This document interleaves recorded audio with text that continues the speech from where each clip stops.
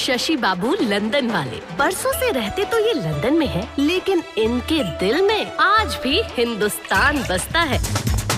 और ये हमन उनका नलायक बेटवा विजय बाबू। शराब से ज्यादा नशा तो तुम में है।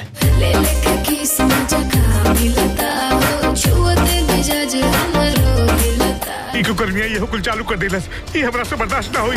चुमके उठ लिया तो लहगे की जान मीठा पान खैनी जी। शशि बाबू के एक ही गो अरमान बा कि बेटा के शादी में ऐसा धूमधाम से तड़का लगाए कि पूरा लंदन को हिंदुस्तान के रंग में रंग दे। Shut up, you idiot! You are a नौकर। जब दिल में ऐड कर लिया है तो अपनी फैमिली में भी ऐड कर लो। कैसनी बीमारी दिहला सब नींद चैन ले लिहला रे पिया। बेसुध बेबस बेजान भइल हमर नब्ज नब्ज बेईमान भइल लागे भइनी रोगिया। मद मस्त मलंग भइल मन जोगिया। जिस व्यक्ति को मेरे बिजनेस की कदर नहीं है उसके लिए यहाँ पे कोई जगह नहीं है। बेटा दुनिया के कौना भी लड़की से ब्याह कर, बाकी घर में तहर ब्याह ना होए देव। वहाँ तेरी शादी नहीं होगी। Excuse me.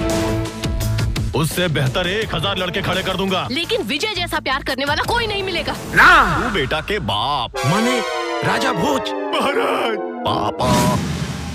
मुझे ये प्रस्ताव स्वीकार है। तेरा मिलना ही सब कुछ, न कुछ पाने को बाकी है। तुझसे ही सांस आती है,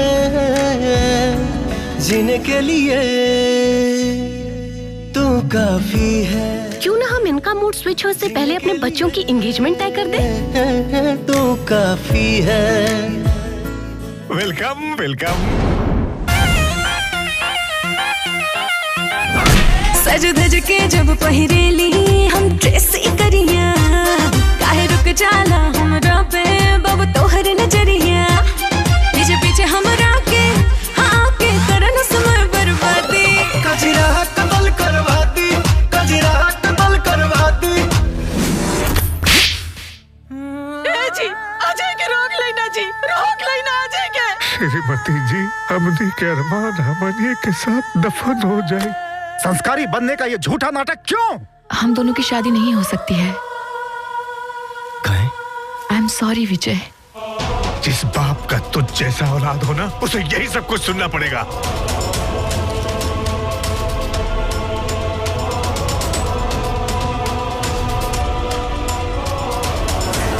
बच्चा लोगन के परवरिश लंदन में कैदी और उम्मीद श्रवण कुमार के।